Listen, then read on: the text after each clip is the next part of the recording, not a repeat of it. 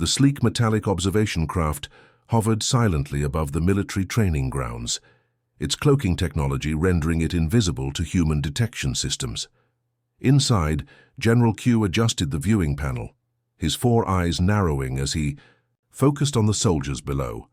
After visiting 17 planets in the last cycle, he expected this assessment to be routine, another primitive species to add to the hegemony's expansion list. Commencing data collection, he spoke into his recorder. Planet designation, Earth, species, human. Military capability assessment, Day 1. Q had reviewed the preliminary reports thoroughly.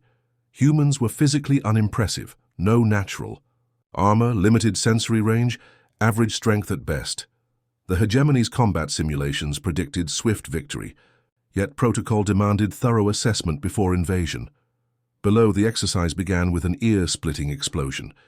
Q watched as soldiers scattered for cover, moving with surprising speed and coordination. His upper right eye tracked a group, flanking through dense foliage, while his lower eyes monitored their communication patterns. Interesting, he murmured. They adapt to terrain variables without central command prompting. Unlike hegemony forces who relied on implanted directives and hierarchical decision structures, these humans seemed to make independent tactical adjustments. When one soldier's approach failed, others immediately compensated without apparent signals. The morning progressed, and Q found himself leaning closer to the view screen.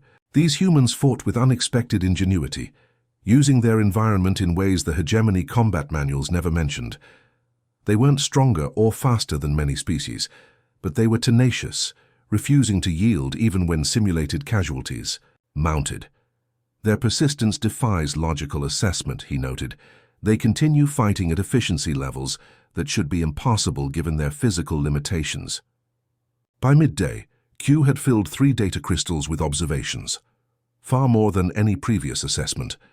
He was about to initiate his midday nutrient cycle when alert sirens changed the exercise parameters below. A simulated civilian settlement had been attacked. The training suddenly shifted from combat to rescue operations. Q expected the soldiers to maintain battle formations. Efficiency dictated completing primary objectives before addressing secondary concerns. Instead, he watched in confusion as the human soldiers immediately reorganized. A team led by a human, the others called Sergeant Park, quickly gathered medical supplies and began plotting routes through a section of terrain that Q's instruments classified as impassable. "This makes no tactical sense," Q muttered, adjusting his viewing range. "They're abandoning defensive positions for non-combatants." The sergeant's team moved through the treacherous landscape with determination that bordered on recklessness. When one soldier was injured during the crossing, 2 others immediately doubled back, risking their own safety rather than continuing the mission with optimal numbers. Q tapped his upper left claw against the console in agitation. Such behavior contradicted everything the hegemony taught about efficient warfare. Resources were never to be wasted on damaged units. Victory came through strength and calculated sacrifice, not whatever this was. They value individual survival over collective success, he noted, then paused the recording. That wasn't quite right. They valued each other somehow, but not in a way that diminished their fighting effectiveness. If anything, it seemed to strengthen it.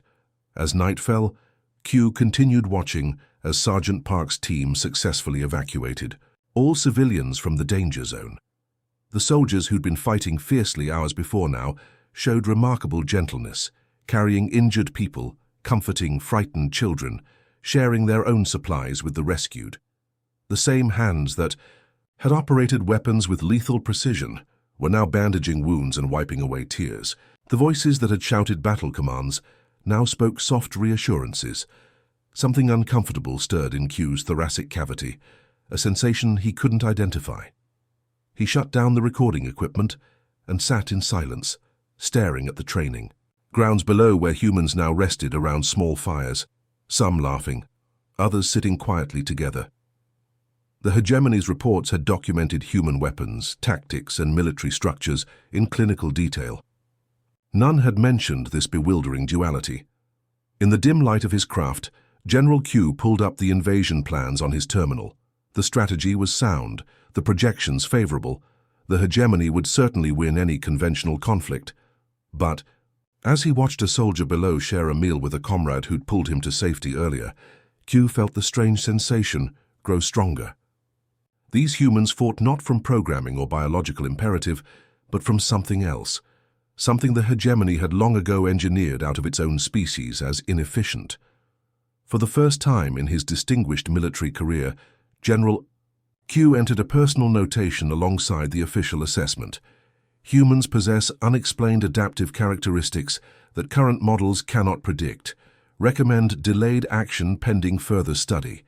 He knew his superiors would question this. Deviation from protocol. The invasion timetable was already set. But as he watched Sergeant Park check on each member of his team before taking rest himself, Q knew with sudden clarity that the hegemony's understanding of warfare, of strength itself, might be dangerously incomplete. For 3 days after, witnessing the human military exercise, General Q barely left his observation post. He reviewed his recordings repeatedly, searching for some explanation that would align with hegemony doctrine. Sleep cycles passed unused as he studied the humans below, watching not just their training, but their interactions during downtime. The casual touches on shoulders, the shared laughter, the apparent concern for each other's well-being. On the 4th morning, his communication panel lit up with an incoming transmission from High Command. "General Q, your preliminary report was due yesterday," came the cold voice of Supreme Commander Tay. "The Invasion Council awaits your assessment." Q straightened his posture reflexively. "Apologies, Supreme Commander. I've encountered unexpected variables requiring additional observation." "Explain these variables." Q hesitated. How could he describe what he'd seen? That humans fought more effectively because they cared for each other. Such concepts were considered evolutionary weaknesses in hegemony culture, engineered out of their species generations ago. The humans displayed tactical adaptations that our simulations failed to predict, he said carefully. "Are they a threat?" Supreme Commander Tay asked. "No," Q responded automatically. Then, surprising himself, "Perhaps I need more time to—" "Time is not a luxury we have, General. The fleet positions in 3 days. You will submit your complete assessment within 12 hours, confirming these humans pose no significant resistance." The transmission ended abruptly. Q sat motionless, staring at the blank screen. For the first time in his 142-cycle career, he'd considered lying to High Command. Below, he watched Sergeant Park leading morning drills. Yesterday, Q had observed this same human spend hours helping a younger soldier perfect a rescue technique, showing patience that no hegemony instructor would waste on a slower learner. Q knew what his report should say. Earth's defenses were formidable but ultimately inferior. Hegemony forces would prevail with acceptable losses. Resources would be extracted, resistant humans eliminated, compliant ones repurposed. But something had changed in him. He couldn't file that report. That night, under cover of darkness, General Q disabled his craft's tracking beacon and programmed a trajectory to a remote area far from human military installations. He knew the consequences. Desertion meant death. But continuing meant participating in something he suddenly couldn't stomach. The landing was rougher than planned. A mechanical failure sent the small craft plummeting through Earth's atmosphere at the wrong angle. Emergency systems deployed too late, and the impact sent Q crashing against the control panel. Pain flared across his upper thorax as the craft's hull split open. Dragging himself from the wreckage, Q's damaged vision could barely make out his surroundings. Trees, open fields, and in the distance, some kind of structure. Each movement sent waves of pain through his body. Internal damage warnings flashed across his neural implants. The sky was beginning to lighten when Q collapsed near a wooden building. His emergency medical system had stabilized the worst injuries, but he needed shelter before daylight exposed him to human discovery. With his remaining strength, he pried open what appeared to be a storage structure and crawled inside. Several hours later, the door swung open, flooding the space with sunlight. Q's sensitive eyes struggled to adjust as a human figure stood, silhouetted in the doorway. "Well," said a gruff voice, "you sure ain't a raccoon." The human male stepped closer, moving cautiously but without apparent fear. He was older than the soldiers Q had observed, with lines etched deeply into his face and grey hair covered by a worn cap. He carried a primitive projectile weapon, but kept it pointed downward. Q tried to activate his translator, but found the system damaged. He made a series of clicking sounds, a basic hegemony greeting. The human's eyebrows rose. "Guess that answers whether you can talk." He studied Q for a long moment. "You're hurt." Q pressed himself against the wall, expecting the human to attack or flee. Instead, the man set his weapon aside and knelt down, keeping a respectful distance. "Name's Han," he said, tapping his chest. "Was Army for 27 years before. Settling here." He pointed to a tarnished metal object pinned to his jacket. "Recognized that look in your eyes right away. Seen it in the mirror plenty after my last tour." Q didn't understand the words, but something in the human's calm demeanor conveyed meaning. Han wasn't treating him as a threat or a curiosity. There was recognition there, inexplicable as it seemed. Han pointed to Q, then to his own eyes, then made a gesture of thinking, followed by shaking his head. Somehow this human had identified something in him, the doubt, the questioning of everything he'd believed. When Han extended a hand, Q stared at it, understanding this was some form of offer. After a moment's hesitation, he reached out one of his less injured limbs. "Come on," Han said, helping Q to his feet. "Got a cellar where nobody will spot you while we figure this out." The farmhouse was simple but sturdy. Han led Q to an underground room accessed through the kitchen floor, furnished with basic supplies and what appeared to be communication equipment. "Old habits," Han explained, seeing Q's interest in the radio setup. "Always good to have a backup plan when things go sideways."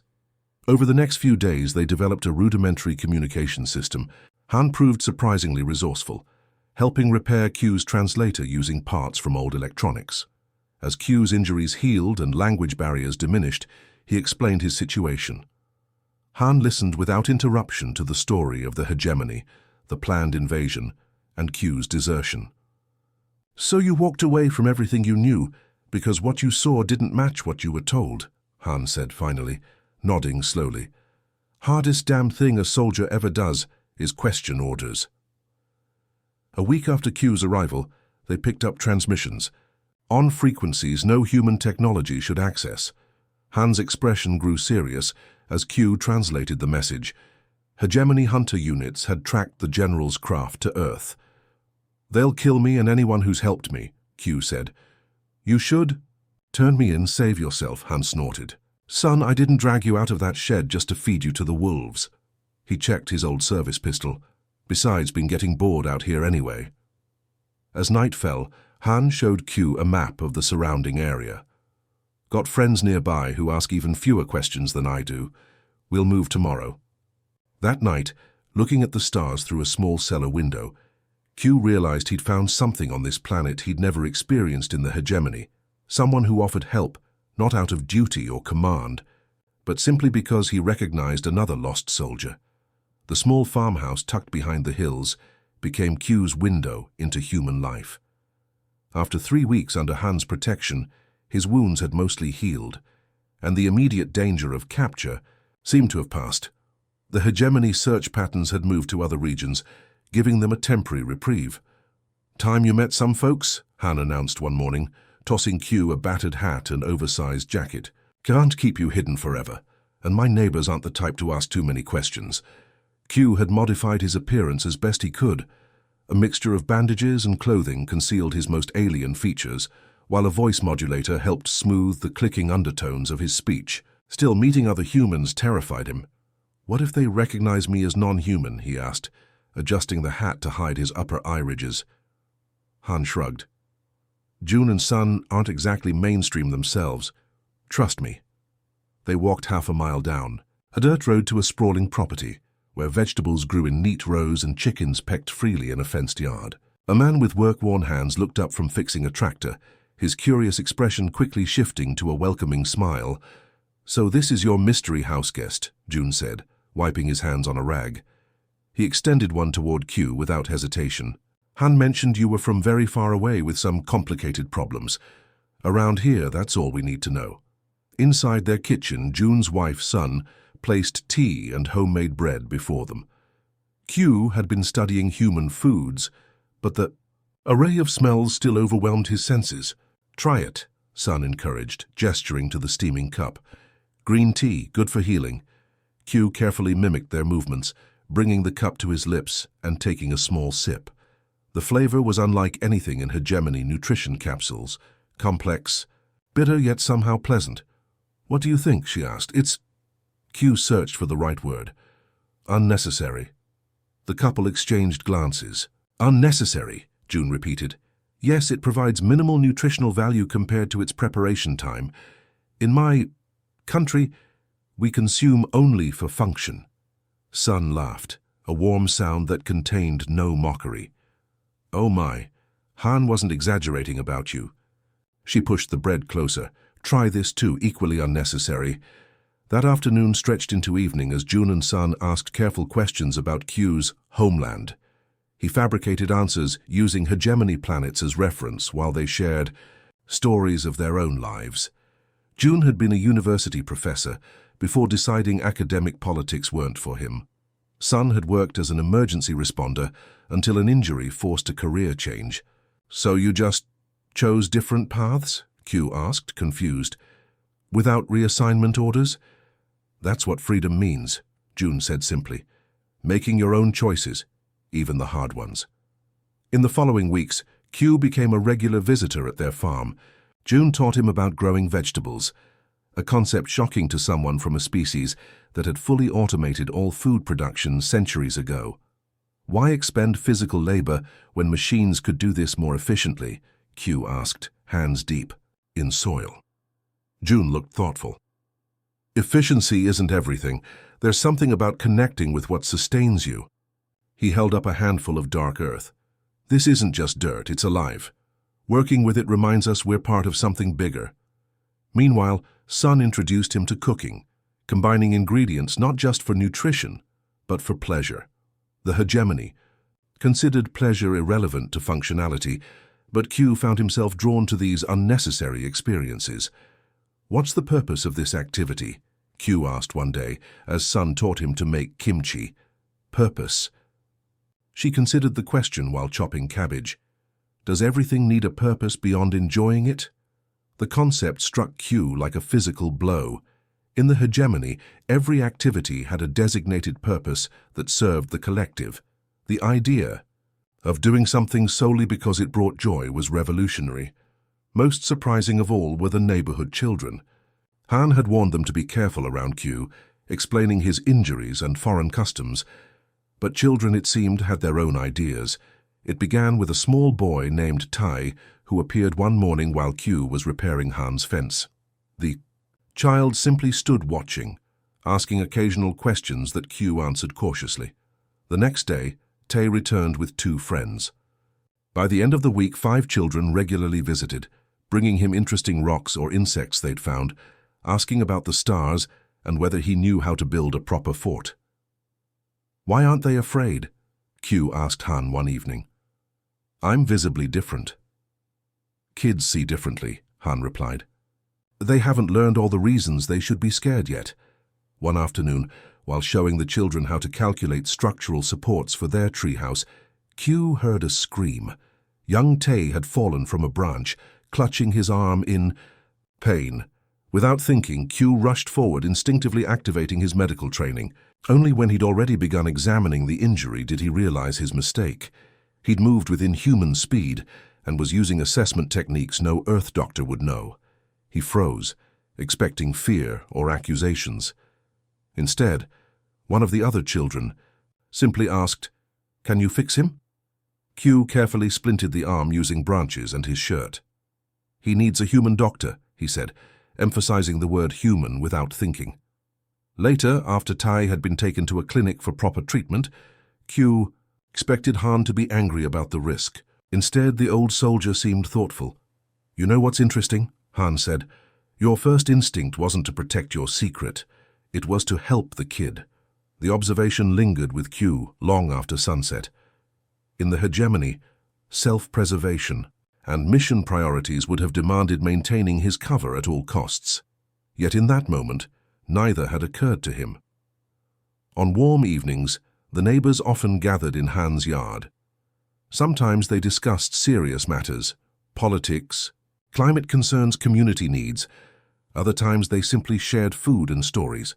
The most puzzling ritual to Q was something they called doing nothing, sitting together without purpose, watching fireflies emerge as darkness fell.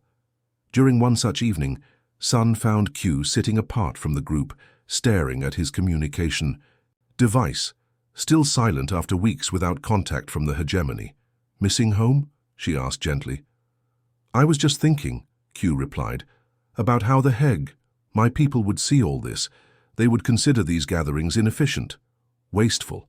Sun considered this, looking at the people laughing around the fire pit. "And what do you think now?"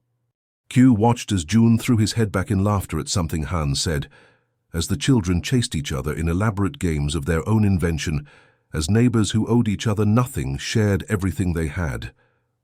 "I think," he said slowly, "that my people have forgotten something important, something about connection. Connection is what gets humans through the hard times," Sun said. "Not just duty or orders or even survival instinct. We fight hardest for the things and people we love. Love." Another concept the hegemony had engineered away generations ago, considering it a biological weakness that clouded judgment. Yet, watching these humans, independent enough to choose their own paths but connected enough to support each other through them, Q began to understand what he'd glimpsed in those soldiers during the military exercise.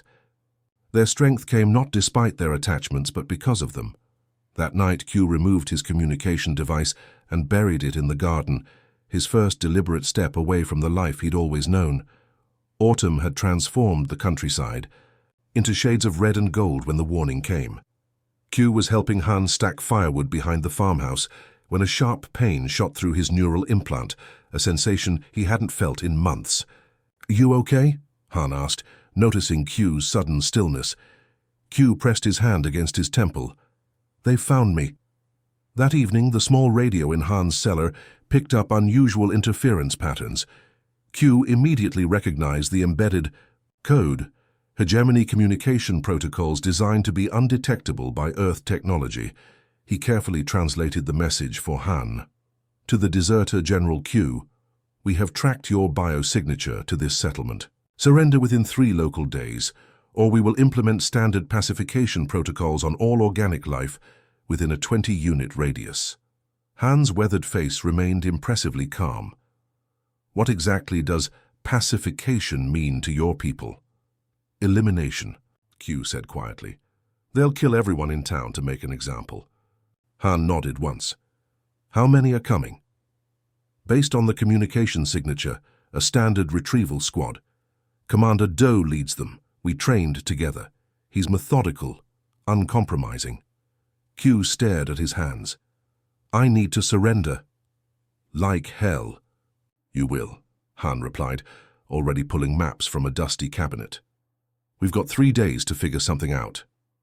The next morning they drove into town in Han's old truck. Q kept his head down, still uncomfortable in public despite months of acclimation. Han parked outside a modest building with a flag out front. "Police station," Han explained. "Need to talk to someone who might actually believe us." Officer Kim was younger than Han, but carried herself with similar confidence. Her skeptical expression shifted to cautious interest as Han explained they had information about a potential threat to the town, omitting the extraterrestrial details. "So you're saying terrorists are targeting our town?" she asked, studying. Q with sharp eyes. "Not terrorists," Q said carefully. "A military retrieval unit. They're after me." Officer Kim leaned back in her chair. "And you are?" Han intervened.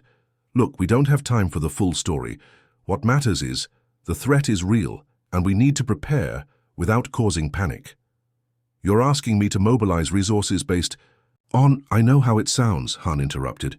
"That's why I came to you instead of the mayor. You were military before police, weren't you?" Something in Han's tone made her pause. She studied them both for a long moment before nodding slightly. "Intelligence?" "Division, 8 years," she confirmed. "How did you know?" "The way you entered the room." "Assessed both exits before sitting. Old habits." A hint of a smile crossed her face. "Takes one to know one." She turned to Q. So what are we dealing with? Over the next hour, Q provided details about hegemony tactical approaches, their reliance on standard protocols, their technological advantages, but also their rigid thinking. He carefully framed the information as though discussing a human military organization, though Officer Kim's increasingly thoughtful expression suggested she suspected there was more to the story. They'll establish a perimeter here, Q said, marking locations on the town map. Their command post will be elevated with clear sightlines. They value order and efficiency above all else. And their weaknesses? Officer Kim asked. Creativity, Q replied without hesitation. Unpredictability. They train to counter known threat patterns. Anything outside their tactical database confuses them. By evening, a small group had gathered in the back room of the police station. Officer Kim, Han Jun, and 3 others with military backgrounds. They worked through the night, developing a strategy that deliberately avoided conventional military responses. If we make this look like standard resistance, they'll execute. Standard countermeasures, Q explained. Our only advantage is surprise. 2 days later at sunset, hegemony sensors detected a single humanoid figure walking to the center of the small town square. Commander Do watched through enhanced optics as General Q stood alone, apparently surrendering as ordered. Target. Acquired. Do transmitted to his squad. Commence retrieval. The hegemony soldiers deployed with practiced precision, their camouflage suits rendering them nearly invisible as they created a standard containment formation around the town square. Commander Do approached his former superior with cold efficiency. General Q, you are charged with desertion and unauthorized contact with pre-integration species, Do announced. The High Command has ordered your immediate return for reconditioning. Q stood straighter. And the humans? Pacification will proceed as specified. They have been contaminated by exposure to you. Q had expected this answer, but the cold calculation still chilled him. These had been his values once, the mission above all else, sentient life categorized by usefulness. I understand, Q said, raising his hands in the universal gesture of surrender. Then, unexpectedly, he smiled. But I don't think the humans will cooperate with that plan. Commander Do's confusion lasted only seconds before the town's carefully orchestrated chaos erupted. The streetlights throughout town suddenly shut off, plunging the square into darkness, not a tactical concern for hegemony soldiers with enhanced vision. What they didn't expect was the immediate release of hundreds of small drones from surrounding buildings, each emitting light patterns specifically designed to overload their optical implants. Simultaneously, the town's fire sprinkler systems activated, not with water but with a mixture June had created using local clay particles suspended in solution. The fine mist adhered to the hegemony troops' camouflage suits, rendering their advanced technology useless. Most disorienting of all was the sound. Dozens of speakers throughout town began broadcasting a specific frequency Q had identified, as painful to hegemony neural implants without harming human ears. Commander Do staggered, his carefully planned retrieval dissolving into confusion. What is this? Human improvisation, Q replied, no longer playing the part of prisoner. From alleyways and rooftops, Officer Kim's hastily trained volunteers emerged with modified farming equipment and construction tools. Nothing that would register as weapons on hegemony scans, but perfectly capable of disabling the now visible and disoriented soldiers. Han appeared beside Q, carrying what looked like an antique shotgun, but had been modified using parts from Q's crashed ship. Should have seen their faces when the Clay hit them, he said with grim satisfaction. Your idea worked perfectly.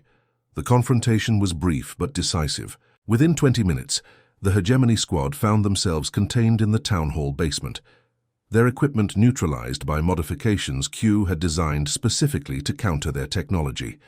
Commander Do, seated across from Q and Officer Kim, maintained his rigid posture despite defeat. This changes nothing. The hegemony will send more forces when we fail to report. I'm counting on it, Q replied. They'll send a standard investigative unit following exactly the protocols. I helped write, and they'll find this.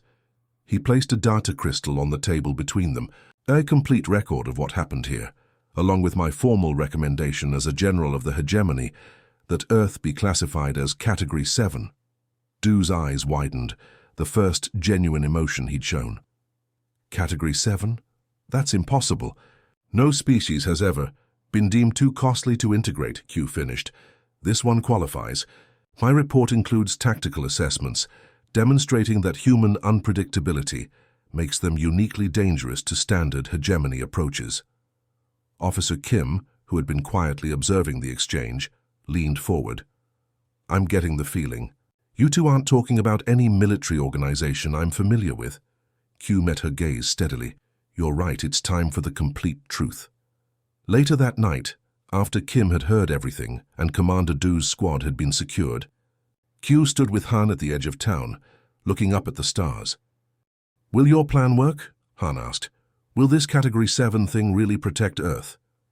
The hegemony only understands cost-benefit calculations, Q explained. My report makes Earth look like more trouble than it's worth. He paused. It's not perfect, but it buys time. Time for what? Q turned to look at the town behind them, the place that had taught him about choice, connection, and the strength found in both. Time for humans to get ready, because eventually they'll come back. He smiled slightly, and by then I hope to have taught you all many more of their weaknesses. The military base, nestled in the mountains, looked ordinary from the outside. Standard. Checkpoints, perimeter fencing, nondescript buildings. Only those with the highest clearance knew what happened inside, where Earth's first line of defense against extraterrestrial threats was being built. 5 years had passed since the night. Q and the townspeople had defeated Commander Do's retrieval squad. That victory had set in motion changes few could have imagined. Officer Kim, now Colonel Kim, had convinced her superiors of the hegemony threat through a combination of evidence from the captured soldiers and Q's detailed knowledge. Initial skepticism gave way to cautious belief, then to decisive action, as governments worldwide quietly began preparing for a threat few civilians knew existed. Q walked the hallway of the training facility, nodding to personnel who passed. Some still looked at him with curiosity or caution, but most had grown accustomed to the alien advisor, who no longer hid his true appearance. After extensive surgical modifications to enable him to survive Earth's atmosphere without his protective gear, Q's distinctive features were visible. The secondary eye ridge, the faintly blue-tinted skin, the elongated fingers. He paused outside the classroom door, listening to the murmur of conversation inside.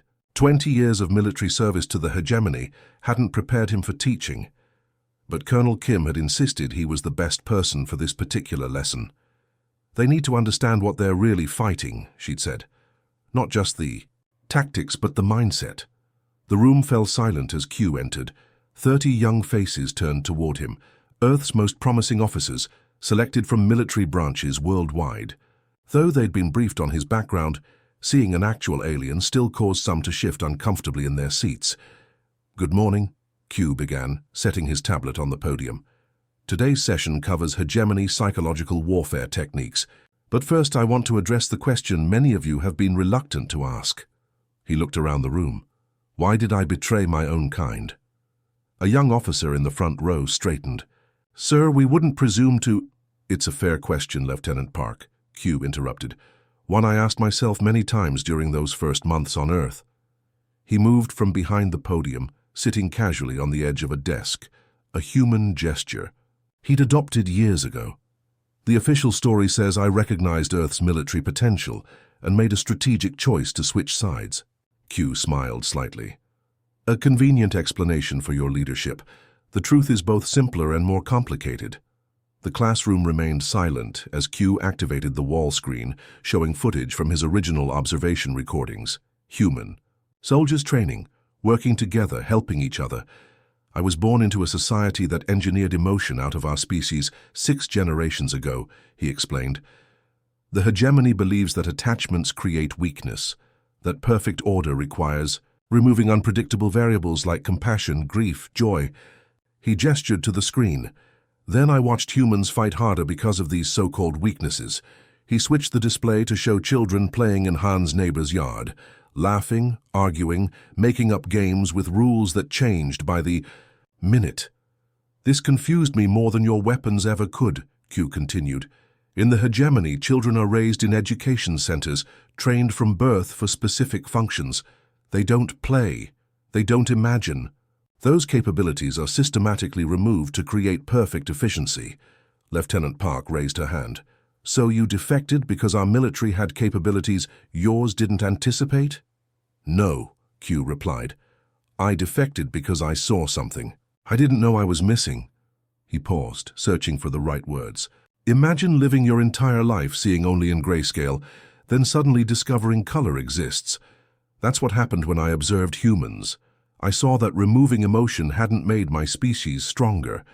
It had diminished us in ways we couldn't even recognize.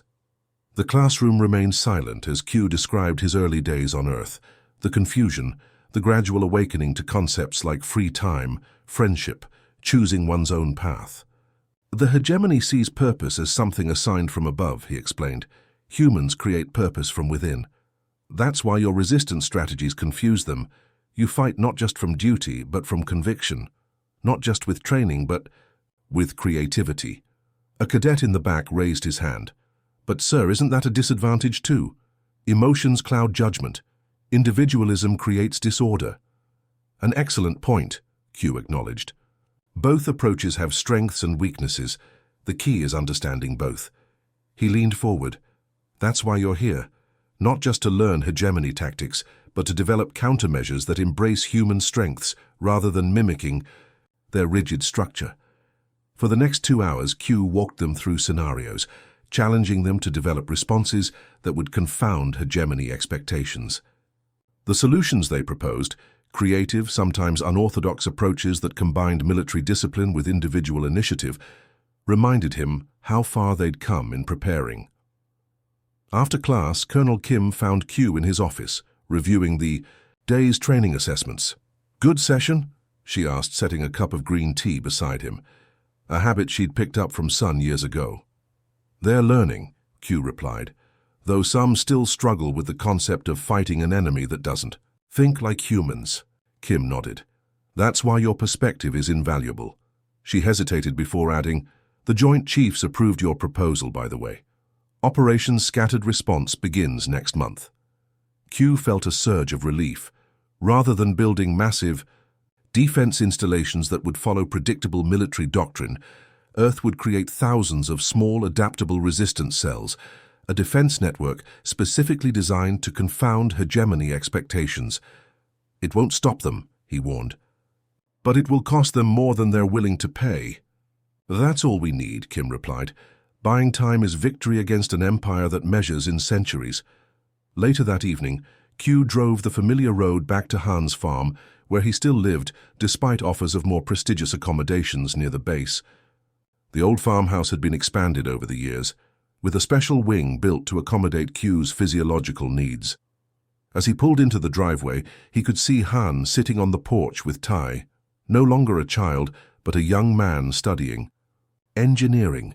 They were deep in conversation, likely debating some new modification to the farm's solar array. Beyond them, the lights of the farmhouse glowed warmly against the gathering dusk. Inside, he knew Sun and June would be setting the table for their weekly dinner gathering, a tradition that had continued despite the world-changing revelations of the past 5 years. Q paused before getting out of the car, watching this scene that once would have seemed incomprehensibly strange to him. These humans, with their messy emotions, their unpredictable choices, their capacity to welcome even an alien into their midst, had shown him what the perfect efficiency of the hegemony had cost his own people. Han spotted him and waved. Just in time, Sun made that spicy tofu thing you like. As Q walked toward the house, he reflected on the journey that had brought him here. He had come to Earth as an advanced scout for an invasion force. He had stayed as a deserter seeking refuge. Now he served as both protector and protected, teacher and student. The hegemony would have called this attachment to humans, to this place, these people, a dangerous weakness. They would have said his judgment was compromised by emotion, his loyalty divided by personal connections, and they would be right. But what they would never understand was that these so-called weaknesses had made him stronger than perfect hegemony efficiency ever could. In choosing to help defend Earth, Q hadn't just found sanctuary. He had found purpose that came from within rather than without. In the contradictions of human nature, he had discovered parts of himself long engineered away from his species. "You look thoughtful," Han remarked, as Q joined them on the porch. "Tough day with the recruits?" "Just thinking about home," Q replied. Han nodded sympathetically, assuming he meant the world he'd left behind. But as Tay launched into an excited description of his latest project and the smell of Sun's cooking drifted from the open windows, Q realized with sudden clarity that